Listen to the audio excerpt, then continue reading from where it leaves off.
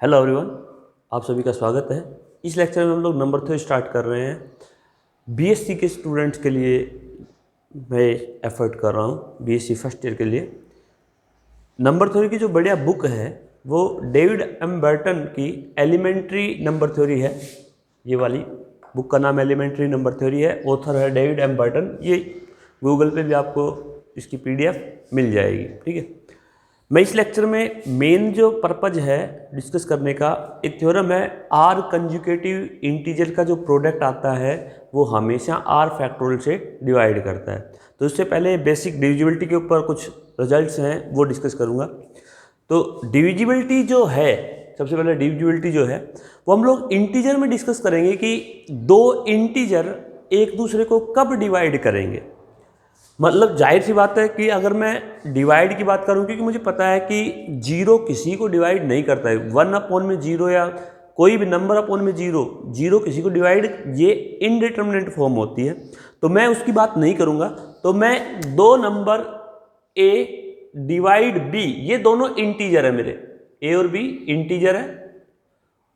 ये जिसको जो डिवाइड करेगा वो कभी जीरो नहीं होगा, ठीक है। ये बेसिक चीज़ है कि हम लोग किसी भी नंबर को, कोई भी इंटीजर है उसको, वो नंबर खुद उसका नेगेटिव और एक प्लस माइनस हर हाल में डिवाइड करेंगे, ठीक है। और जीरो एक ऐसा नंबर है जिसको कोई भी डिवाइड कर सकता है, ठीक है। फिर ये बेचारा कोई भी आके पीट के चले जाओ। प्रॉपर डिवीजर सारी चीज़ें डिस्कस करेंगे जो भी है। डिविजिबिलिटी क्या कहता है, अगर दो नंबर हैं, दो इंटीजर हैं ए और बी, जो डिवाइड कर रहा है वो नॉन जीरो होगा। तो अगर ये नंबर इसको डिवाइड करेगा, इसकी डेफिनेशन है कि ये नंबर हम कब कहेंगे इसको डिवाइड करेगा, इस इंटीजर को, तो अगर ये नंबर जो है बी जो है अपना इस नंबर का स्केलर मल्टीपल हो, जो बी जो है वो इस नंबर का कुछ स्केलर मल्टीपल हो, और ये जो के है वो के इंटीजर होना चाहिए, ये के अपना इंटीजर होना चाहिए। तो अगर ऐसा के एग्जिस्ट करता है इंटीजर जो बी के मल्टीपल में आ रहा है, मतलब ए इंटू के करते ही वो तुम्हारा बी बन जाए। जैसे दो जो है वो 10 को डिवाइड करता है या नहीं, कैसे कहेंगे, अगर इस 10 को देखो तो 10 का फैक्टर जब तुम चेक करोगे तो उसमें ये 2 आना चाहिए और यहां पे कुछ ऐसा कांस्टेंट आना चाहिए 5, ये 5 इंटीजर होना चाहिए, ठीक है। अगर मैं कहता हूं -10 तो -10 को लिख सकता हूं 2 × -5, मतलब चाहे नेगेटिव का नंबर हो चाहे पॉजिटिव का नंबर हो, स्केलर जो होगा वो इंटीजर होना चाहिए, ठीक है। अगर मैं -2 की बात करूं, -10 को डिवाइड करता है नहीं, तो -2 × प्लस का 5 मल्टीप्लाई कर लो, ठीक है। तो ये डिविजिबिलिटी की डेफिनेशन है इंटीजर के केस में, ठीक है, कि दो इंटीजर जो है वो एक दूसरे को कब डिवाइड करेंगे, तो उसकी ये डेफिनेशन है, वेयर ए बी एंड के तीनों यहाँ पे इंटीजर है, फ्रैक्शन में नहीं होंगे। जैसे मैं कभी भी ये नहीं कहूँगा 4 डिवाइड करता है 10 को, क्योंकि 10 का कभी भी इस तरह से लिख सकता हूँ, लेकिन ये जो चीज़ है वो इंटीजर नहीं आएगी, ठीक है। अब आता है प्रॉपर डिवीजर और इम्प्रॉपर डिवीजर। प्रॉपर डिवीजर, जैसे मान लो कोई भी नंबर था, जैसे 10 ही लगाया मैंने, तो 10 को 4 नंबर 1, -1, 10 और -10 ये तो डिवाइड करेंगे। कोई भी नंबर है उसको +-1 और +-b जो नंबर है उसका एक बार नेगेटिव ले लो, एक बार वो पॉजिटिव नंबर वो खुद ले लो, तो उसका दोनों नंबरों का प्रोडक्ट, दोनों नंबरों को, ये चारों के चारों नंबर इस नंबर को डिवाइड करेंगे। तो ये एक प्रकार से ये है इम्प्रॉपर डिवीजर इस नंबर के। इनको छोड़ दूं तो वो बचेगा प्रॉपर डिवीजर। तो प्रॉपर इम्प्रॉपर समझ में आ गया, ठीक है। इवन नंबर, अगर कोई नंबर 2 से डिविजिबल है, 2 से डिविजिबिलिटी कंडीशन ये वाली, 2 किसी को डिवाइड करता है, जैसे 15 है या -15 है, तो अगर 15 या -15 जो भी तुमने नंबर लिया है, उस नंबर को अगर 2 डिवाइड करता है तो वो तुम्हारा इवन नंबर, अगर नहीं डिवाइड करता है तो वो ओड नंबर। और उसकी फॉर्म कैसी होगी, इवन नंबर की फॉर्म होगी 2k टाइप, के कोई इंटीजर होगा। ओड नंबर की फॉर्म होगी 2k + 1 type, where k is integer. मतलब तुम 2 से डिवाइड करोगे तो रिमाइंडर 1 बचेगा। जैसे तुम लोग कहोगे -15 को कैसे करोगे, तो मैं -15 को लिख सकता हूं 2 इंटू -8 प्लस में 1। ठीक है, आगे डिविजिबिलिटी एल्गोरिथम आएगी, डिवीजन एल्गोरिथम आएगी कि किसी पॉजिटिव नंबर से तुम डिवाइड करोगे तो हमेशा रिमाइंडर 0 से और उस नंबर से छोटे बचेंगे, जो हमने 9th 10th में पढ़ रखा है। ठीक है, अब ये थ्योरम करते हैं जो भी अपनी है। तो भाई प्रोडक्ट ऑफ 2 इवन नंबर या सम ऑफ 2 इवन नंबर या सम ऑफ 2 ऑड नंबर, ये हमेशा इवन आता है। मैं एक कर लेता हूं, कोई भी एक, दोनों सेम है। 2 इवन नंबर लिए मैंने ए और बी, ये इवन नंबर है। तो अगर इवन नंबर है तो इस तरह के होंगे, क्योंकि 2 नंबर लिए तो मैंने यहाँ पे के जो है वो अलग अलग इंटीजर लूंगा, दोनों सेम नहीं लूंगा। तो a equal to some 2k1, b equal to some 2k2, k1 k2 are integer. ठीक है, अब इनका प्रोडक्ट कर लो, चाहे इनका सम कर लो, चाहे इनका सब्ट्रैक्शन कर लो, तो वो जो भी चीज आएगी, देखो इनको करोगे तो प्रोडक्ट ही कह रहा है, तो प्रोडक्ट करता हूं तो क्या आएगा 2k1 इंटू 2k2। यहां मैं कह सकता हूं ये एक नया इंटीजर कह दूं, वैसे तो ये 2 इंटू 2 4 बना दूंगा, लेकिन मुझे जो रिक्वायरमेंट है वो इसको चेक करना है इवन है या नहीं, मतलब मुझे 2 का मल्टीपल देखना है एक प्रकार से। तो ये इसको मैं नया कांस्टेंट कह दूं, जैसे 10 और 26 लिया, तो मैं इसको दोनों को मैं ऐसे कर सकता हूं, ये 2 इंटू 5 है, ये 2 इंटू 13 है, तो 2 कॉमन लेके और जो भी बाकी का बचेगा 5 टू 10, 10 और 13 130, तो इसको मैंने देखो ये मैंने के कह दिया, मैंने ये जुगाड़ किया बस। तो एक इवन नंबर ही आएगा हर हाल में, चाहे प्लस कर लो चाहे माइनस कर लो, मतलब 2 odd number, sorry 2 even number को 2 जोड़ लो, चाहे घटा लो, चाहे मल्टीप्लाई कर लो, हमेशा इवन नंबर आएगा। जबकि ऑड नंबर को जोड़ो चाहे घटाओ तब भी इवन नंबर आएगा, लेकिन प्रोडक्ट करोगे तो ऑड नंबर ही आएगा। ठीक है, वहां पे कैसे, ऑड नंबर की वैरायटी 2k + 1 टाइप, तो एक बार k1 ले लो, यहां पे एक बार k2 ले लो, दोनों का प्रोडक्ट करोगे तो ये 1 हर हाल में मल्टीप्लाई करने पे बचेगा। जबकि एडिशन और सब्ट्रैक्शन में कैंसिल आउट हो जाएगा, एडिशन में जुड़ जाएगा और ये डबल बन जाएगा, 2 का मल्टीपल बन जाएगा। ठीक है, उसके बाद एक इवन नंबर एक ऑड नंबर, एक इवन एक ऑड नंबर को लेता हूं तो वो हमेशा एक ऑड नंबर आएगा, सॉरी इवन नंबर आएगा मल्टीप्लाई में, एडिशन में सब्ट्रैक्शन में ऑड नंबर आता है। ठीक है, सेम यही फंडा। अब ये डिविजिबिलिटी के ऊपर कुछ थ्योरम्स है। अगर a b को डिवाइड करता है, b c को डिवाइड करता है, तो ये जो a है वो c को डिवाइड करेगा, ट्रांजिटिव प्रॉपर्टी एक प्रकार से। तो डेफिनेशन डिविजिबिलिटी की ये लगाएंगे हम लोग कि a b को डिवाइड करता है, तब मान के चलेंगे कि जो डिवाइड कर रहा है वो नॉन जीरो है। ठीक है, तो a b को डिवाइड करता है और ये b a b c जो भी चल रहे हैं वो इंटीजर, क्योंकि हम डिविजिबिलिटी जो डिस्कस किया मैंने इंटीजर के ऊपर डिस्कस किया है। तो a b को डिवाइड करता है, इसका मतलब क्या आएगा, a b को डिवाइड करता है, इसका मतलब b जो होगा उसका a सम स्केलर मल्टीपल होगा, यहां पे मैंने k1 ले लिया। b c को डिवाइड करता है तो c का जो मल्टीपल आएगा उसमें b आएगा, यहाँ k2 आ गया। अब ये b की वैल्यू यहाँ वो पुट कर दो तो क्या आएगा, c equal to a times k1 k2, तो ये नया कांस्टेंट आ जाएगा इंटीजर। ये इंटीजर, यहाँ पे k जो है इंटीजर है, इंटीजर इंटू इंटीजर क्या आएगा, एक नया इंटीजर। तो एक प्रकार से ये a का कुछ मल्टीपल आ गया, एक इंटीजर, सेम ऐसी डेफिनेशन आ गई, तो इस c को ये नंबर डिवाइड करेगा, यही चीज ये कह रहा है। अगर जोड़, ये चीज क्या कह रहा है देखो, अगर ये नंबर इसको डिवाइड करे और ये नंबर इसको डिवाइड करे, तो ये तभी पॉसिबल है जब a और b दोनों आपस में एक दूसरे के या तो इक्वल हो या एक दूसरे के इनवर्स हो, एडिशन वाला। ठीक है, मतलब माइनस वाला हो, मतलब b equal two plus minus है। कैसे, डेफिनेशन फिर से यही, अगर a b को डिवाइड करता है तो b को मैं ऐसे लिख सकता हूं a इंटू k1, यही k ले लो क्योंकि एक ही है तो कोई दिक्कत, चलो 2 ले लेते हैं। ठीक है, अब b a को भी डिवाइड करता है, इसका मतलब इस नंबर का जब तुम देखोगे तो इस नंबर में ये मल्टीपल में आएगा, तो a equal to some b times k2, 2 integer, ये दोनों k1 और k2 इंटीजर है। ठीक है, अब मैं किसी भी की एक की वैल्यू चाहे इसकी वैल्यू इसमें रख दो चाहे इसकी वैल्यू इसमें रख दो, जो तुम्हारा मन करे वो रख दो। मैं इसकी वैल्यू इसमें रख रहा हूं तो क्या आएगा, a इक्वल टू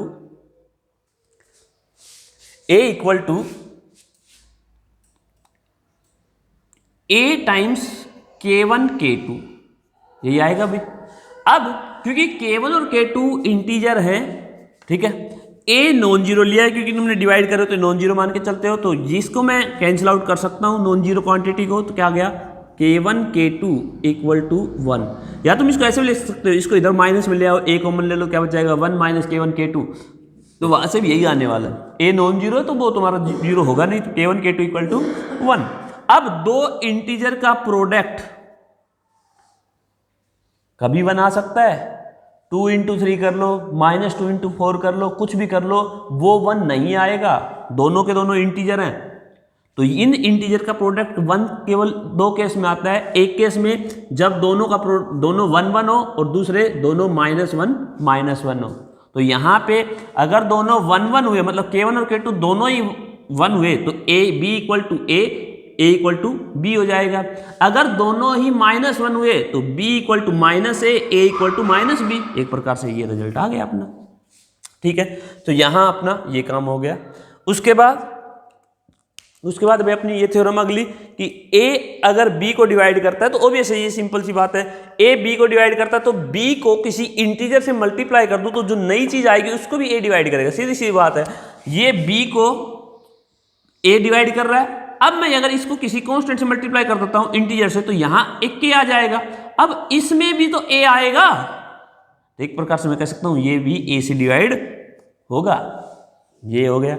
उसके बाद एक नंबर दूसरे नंबर को डिवाइड करता है, एक नंबर तीसरे नंबर को डिवाइड करता है, तो इन दोनों का सम कर लो, चाहे इन दोनों का डिफरेंस कर लो, या इस नंबर को किसी इंटीजर से, इस नंबर को किसी दूसरे इंटीजर से मल्टीप्लाई करने के बाद सम करो, चाहे डिफरेंस करो। ये दोनों क्योंकि y इंटीजर है तो सारे कवर हो जाएंगे, x और y कुछ भी इंटीजर है, तो इन दोनों को अगर डिवाइड करता है ये नंबर, तो इस पूरे को भी ये नंबर डिवाइड करेगा। कैसे?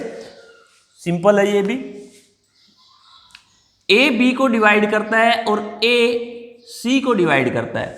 इसका मतलब B जो होगा वो सम A टाइम्स K1, इसी तरह C जो होगा वो A times K2। K1 K2 क्या है?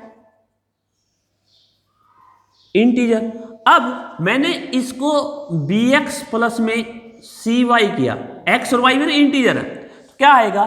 B की वैल्यू यहां रख दो, क्या आएगा? A K1X प्लस में A C की वैल्यू रखूंगा तो A K2Y। यहां से A कॉमन आ रहा है, क्या बच गया? A इंटू K1X प्लस में K2Y। K1X K2Y सारे इंटीजर हैं, तो इनका प्रोडक्ट और सम करोगे तो एक नया इंटीजर आ जाएगा। तो ये जो चीज आई इसमें A मल्टीपल में आएगा, तो इस चीज को भी A डिवाइड करेगा, ठीक है। तो यहाँ पे एक प्रकार से ये चीज यही है, X और Y की वैल्यू 1 ले लोगे तो B प्लस C आ जाएगा, y की वैल्यू -1 ले लोगे, x की वैल्यू 1 ले लोगे तो ये b -c। मतलब दो नंबर को कोई एक नंबर अकेला डिवाइड करता है तो उनके सम को, डिफरेंस को, और उन दोनों नंबर को किसी भी अलग अलग इंटीजर से मल्टीप्लाई करो तो उनका जो रिजल्टेंट सम आएगा उसको भी वो नंबर जो है वो डिवाइड करेगा। उसके बाद ये वाला थोड़ा देखो भाई, क्या कह रहा है? a और b, a b को डिवाइड करता है और b नॉन जीरो है, मतलब जिसको तुमने डिवाइड किया है ये नॉन जीरो क्वांटिटी है। a मैं ओबियस मान के चलता हूं कि a नॉन जीरो है, तो ये जो चीज है जिसको ये डिवाइड कर रहा है इसका मैग्नीट्यूड हमेशा इससे बड़ा होगा, चाहिए नेगेटिव का नंबर हो चाहे पॉजिटिव का नंबर हो, ठीक है। कैसे? ये जो इनक्वालिटी यही कह रही है, तो कैसे करेंगे? अगर a b को डिवाइड करता है, a b को डिवाइड करता है और b तुमने कहा नॉन जीरो है, तो पहली चीज तो इसका मतलब निकाल लेते हैं। a b को डिवाइड करता है, इसका मतलब आएगा b equal to some a times k। केवल ले लो, k ले लो, क्योंकि एक है तो एक ही ले लेते हैं, k ले लेते हैं। तो यहां तुमने कहा b नॉन जीरो है, यहां b equal to a k, a integer है, k भी इंटीजर है तुम्हारा, तो यहां ये दोनों इंटीजर है। अब तुमने कहा b नॉन जीरो है, मतलब ये प्रोडक्ट नॉन जीरो। दो इंटीजर का प्रोडक्ट नॉन जीरो तब आता है जब उनमें से कोई भी जीरो ना हो, ठीक है। तो यहाँ पे ये जो है वो भी नॉन जीरो और ये k जो है वो भी नॉन जीरो। ये तो पहले ले रखा क्योंकि हम लोग डिवाइड करते हैं तो वो नॉन जीरो मान के चलते हैं, तो यहाँ पे ये तो पहले आ चुका, तो इसका मतलब ये k जो आएगा वो भी तुम्हारा क्या आएगा? नॉन जीरो, ठीक है। अब मैं दोनों तरफ मैग्नीट्यूड ले लेता हूँ, मैग्नीट्यूड ले लिया तो क्या आएगा? Mod b equal to mod a into mod k। ये तुम्हारा इंटीजर है और ये जीरो नहीं है, मतलब 1 2 3 -1 2 -3 -4 ऐसे होगा, तो ये नंबर हर हाल में मोड के जो है वो हर हाल में ग्रेटर देन इक्वल टू 1 होगा। अगर ये नेगेटिव का भी हुआ तो भी मोड ले लिया तो पॉजिटिव हो गया। तो ये इंटीजर का मोड जो होगा वो हमेशा 1 या 1 से बड़ा होगा। अब इस नंबर को 1 या 1 से बड़े से मल्टीप्लाई करोगे तो जो ओवरऑल बनेगा वो इस नंबर से तो बड़ा ही बनेगा। जैसे ये नंबर है 2 और ये नंबर है -6, मोड लोगे तो क्या बन गया 6 और 2। अब तुमने इस नंबर ओबियस है इसको 3 से मल्टीप्लाई कर किया है, ठीक है, तो इसको 3 से मल्टीप्लाई करते जो बना वो इससे तो बड़ा बनेगा ही, ओबियस है। तो एक प्रकार से ये सीधा सीधा रिजल्टेंट ये बनता है रिजल्ट, ठीक है। उसके बाद ये वाला रिजल्ट थोड़ा है, क्या कहता है, अगर ए बी को डिवाइड करता है, फिर से वही बात, ए बी को डिवाइड करता है, इसका मतलब B equal to some A times K होगा, बी लेस देन ए। अब की बार ये कह रहा है जो नंबर तुमने डिवाइड करने में लिया है वो नंबर इससे छोटा है, सॉरी इससे बड़ा है। मतलब थोड़ा एक प्रकार से ऐसे सोचो कि एक प्रकार से ऐसे सोचो कि 10 को कोई नंबर डिवाइड कर रहा है, ठीक है, 10 को कोई नंबर डिवाइड कर रहा है, ठीक है, ये नंबर नॉन जीरो ही है, ठीक है, डिवाइड कर रहा है। तो अब मैं ये कहता हूं कि ये नंबर जो है वो 10 से बड़ा है, सॉरी ऐसे करो, सॉरी उल्टा इंटरप्ट कर लिया मैंने, ये नॉन जीरो दिए रखा है, मुझे ये कहा है कि ए इस ए को कोई नंबर डिवाइड करता है, जैसे मान लो 10 है, 10 किसी को डिवाइड करता है। अब ये कह रहा है कि ये जो नंबर जिसको ये 10 डिवाइड करता है ये नंबर इस 10 से छोटा है, 9, 8, 7, ठीक है। तो यहां ये कह रहा है कि अगर ये नंबर जो डिवाइड कर रहा है वो बड़ा है और जिसको डिवाइड कर रहा है ये छोटा है, सच दैट ए और बी, ए पहले नॉन जीरो था, ए और बी दोनों ही नॉन नेगेटिव इंटीजर है, मतलब कोई इनमें से कोई भी नेगेटिव नहीं है। नॉन नेगेटिव और पॉजिटिव में डिफरेंस है, नॉन नेगेटिव में जीरो इंक्लूड होता है जबकि पॉजिटिव में जीरो इंक्लूड नहीं होता।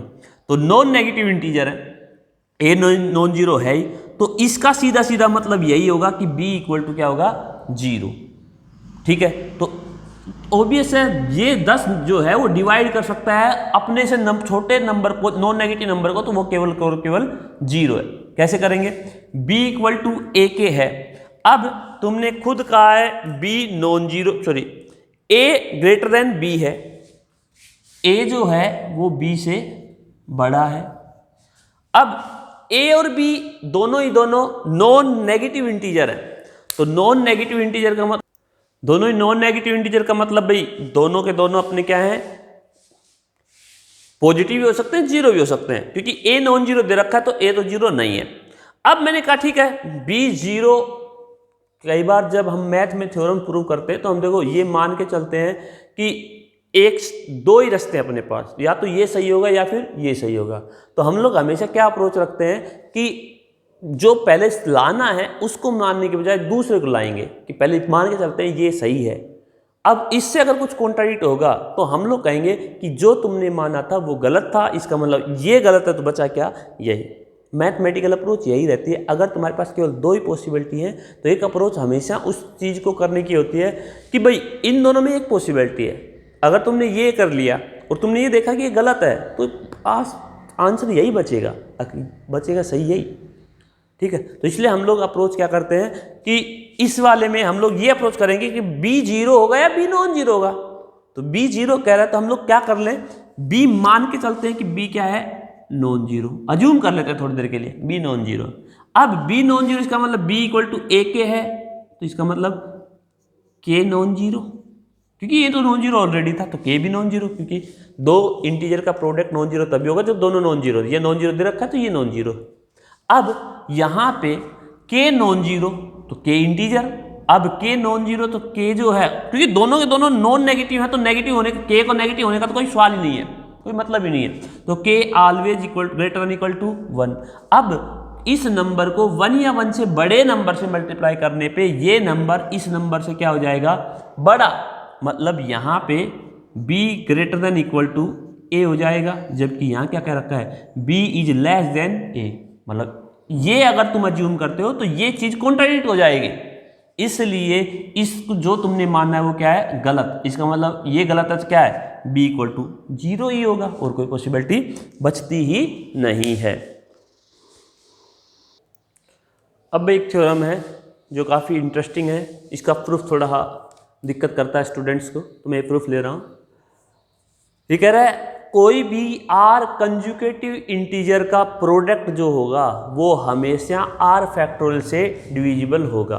फॉर एग्जांपल अगर मैंने कहा 5 कंजुगेटिव इंटीजर लिए, 10 कंजुगेटिव इंटीजर लिए जो -9 से स्टार्ट होते हैं, कोई भी जिससे स्टार्ट हो, -9, -8, -7, -6, इस तरह से जो भी लूँ, मतलब कोई भी कंजुगेटिव इंटीजर लूँ तो वो सारे कंजुगेटिव इंटीजर जो हैं वो हमेशा जितने मैंने लिए हैं उसके फैक्टोरियल से डिविजिबल हैं। 5 कंजुगेटिव इंटीजर 5 फैक्टोरियल से डिविजिबल हैं, 10 कंजुगेटिव इंटीजर 10 फैक्टोरियल से डिविजिबल होंगे। तो इस थ्योरम को कैसे प्रूव करें? इस थ्योरम की हेल्प से तुम कह सकते हो NCR जो है वो हमेशा एक इंटीजर होगा, और वो कैसा इंटीजर? वो भी पॉजिटिव इंटीजर, क्योंकि NCR में N और R जो हम लेते हैं वो पॉजिटिव नंबर ही लेते हैं, ठीक है, नॉन नेगेटिव नंबर सॉरी जो है NC01 हो जाता है जो, तो वो भी बताऊंगा कैसे।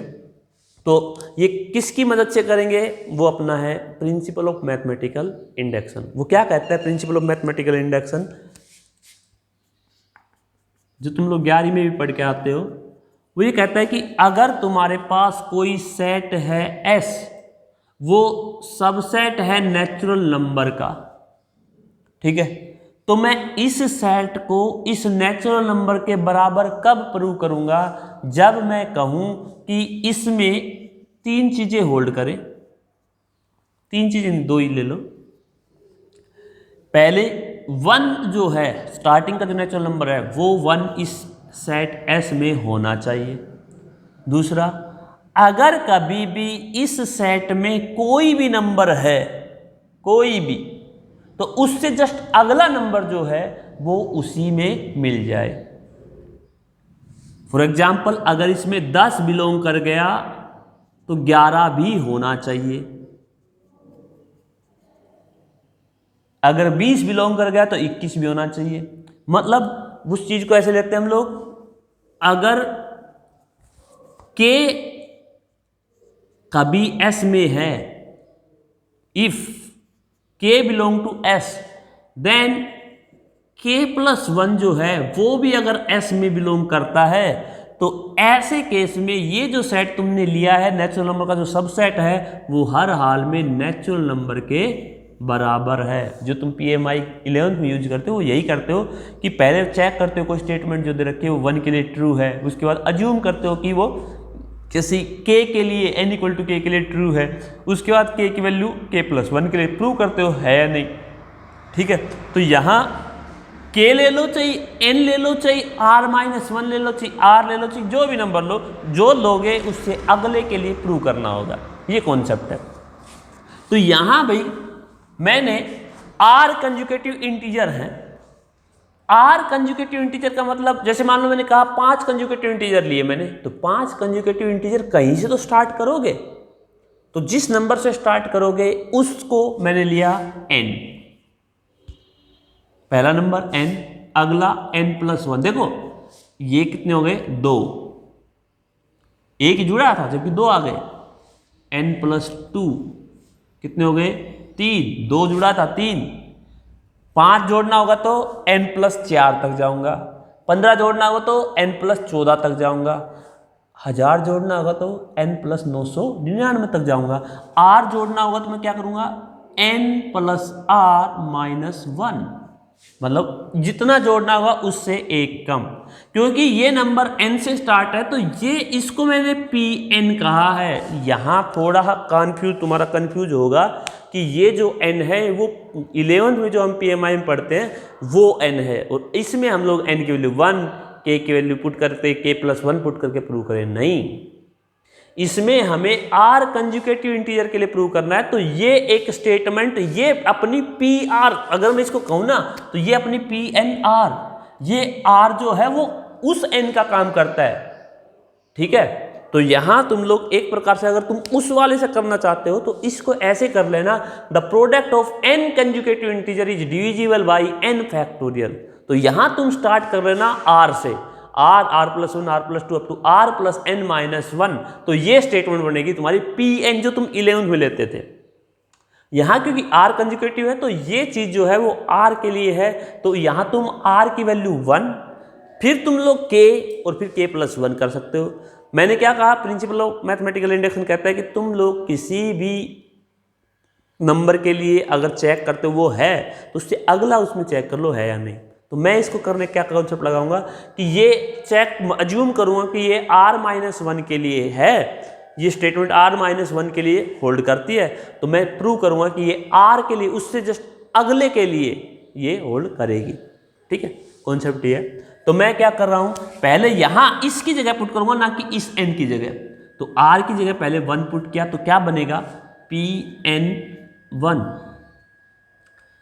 यहां पे r की वैल्यू 1 पुट करते क्या बनेगा 1 माइनस 1 0, n बच गया, मतलब ये नंबर खुद बचेगा, मतलब r कंजुगेटिव 1 कंजुगेटिव इंटीजर, मतलब n से स्टार्ट हुआ तो यही आ जाएगा, ऑब्वियस है। इस नंबर को हर नंबर डिवाइड करता है 1 और -1 और n और -n, बाकी बीच का पता नहीं। तो अपना 1 फैक्टोरियल क्या बनेगा 1, तो 1 फैक्टोरियल जो बचा, जो कि 1 बनता है, वो इस n को डिवाइड करेगा, मतलब ये जो है 1 conjugative integer individual by 1 factorial hold कर रहा है। ठीक है, तो पहली स्टेटमेंट 1 जो था एस सेट में था। अब मैंने क्या किया, अज्यूम कर लिया कि ये जो स्टेटमेंट है, अज्यूम दैट ये स्टेटमेंट r माइनस 1 के लिए ट्रू है, मतलब r माइनस 1 कंजुगेटिव इंटीजर जो होंगे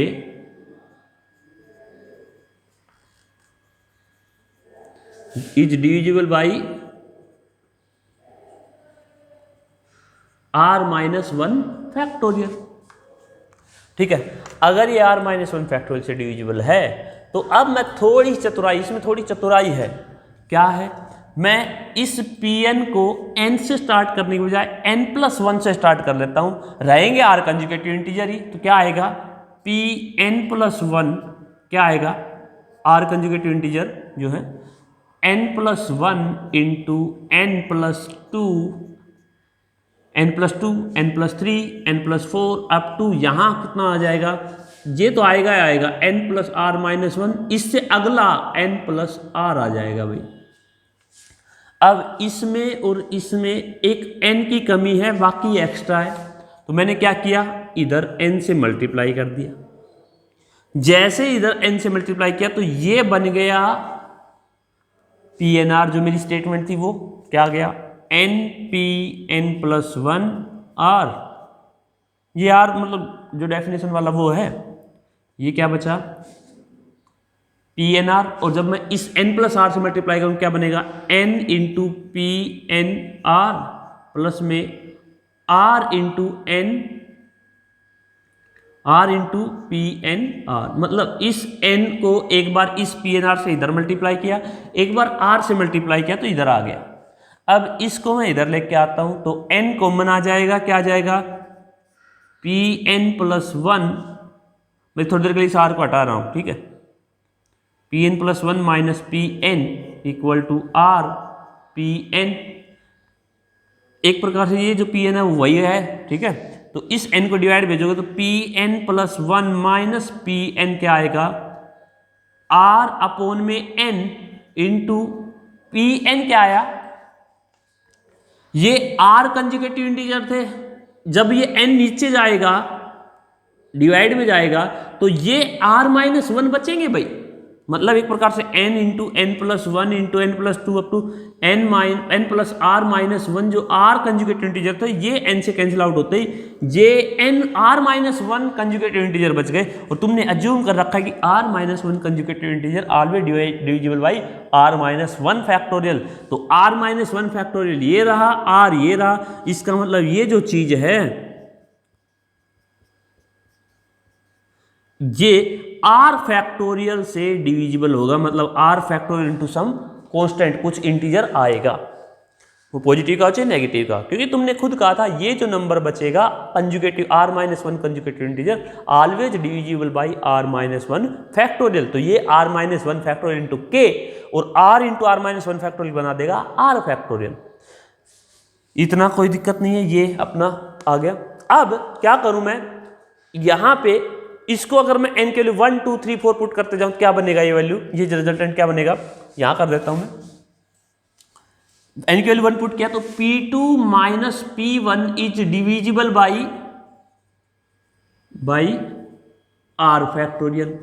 उसके बाद n की वैल्यू 2 पुट कर दूं तो P3 माइनस में P2 is divisible by r factorial. इसी तरह से चलता जाएगा जो भी होगा।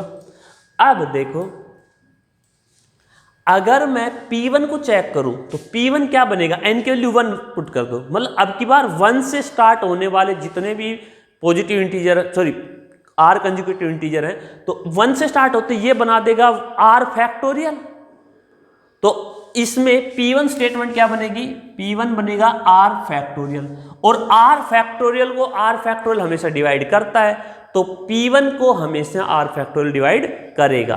तो मतलब r factorial always divide P1, और r factorial P2 minus P1 को भी डिवाइड करता है। तो अभी थ्योरम की थी a divides b then a always divide b plus c। तो यहां मैं कह सकता हूं कि r factorial P2 minus P1 plus में P1 को भी डिवाइड करेगा, प्लस में P1 करते ही P2 r फैक्टोरियल डिवाइड करेगा P2 माइनस P1 प्लस में P1, तो ये बना देगा P2, मतलब r फैक्टोरियल डिवाइड करेगा P2 को। अब यहां से और यहां से देखोगे तो इन दोनों के सम को भी r फैक्टोरियल डिवाइड करेगा, तो यहां से r फैक्टोरियल P3 को भी डिवाइड करेगा। इसी तरह से करते जाओगे तो r फैक्टोरियल Pn को डिवाइड करेगा। इसका मतलब तुमने अज्यूम किया था r माइनस 1 कंजुगेटिव इंटीजर के लिए, जबकि आ क्या गया r के लिए, r माइनस 1 उसमें अगले के लिए आ गया। तो ये एक प्रकार से रिजल्ट हो गया। तो यहाँ पे अपना आगे तुम कर सकते हो कि NCR जो होगा वो हमेशा एक पॉजिटिव इंटीजर होगा, एक इंटीजर होगा। तुम कह सकते हो क्या आएगा, n फैक्टोरियल अपॉन में r factorial into n minus r factorial.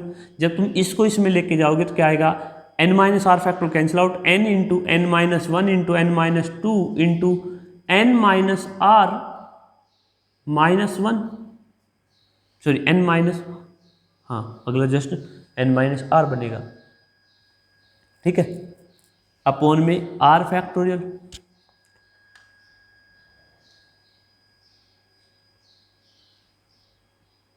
ये आएगा शायद, जो भी आएगा, ठीक है। मतलब ये जो बचेंगे वो r कंजुगेटिव इंटीजर बचेंगे, ठीक है। तो r कंजुगेटिव इंटीजर को बचने पे, क्योंकि r conjugative integer always divisible by r factorial, तो ये इसको पूरा पूरा डिवाइड करेगा। तो ये जो क्वांटिटी बचेगी वो एक इंटीजर बचेगी और एक प्रकार से पॉजिटिव क्वांटिटी बचेगी, ठीक है। तो भाई थैंक यू।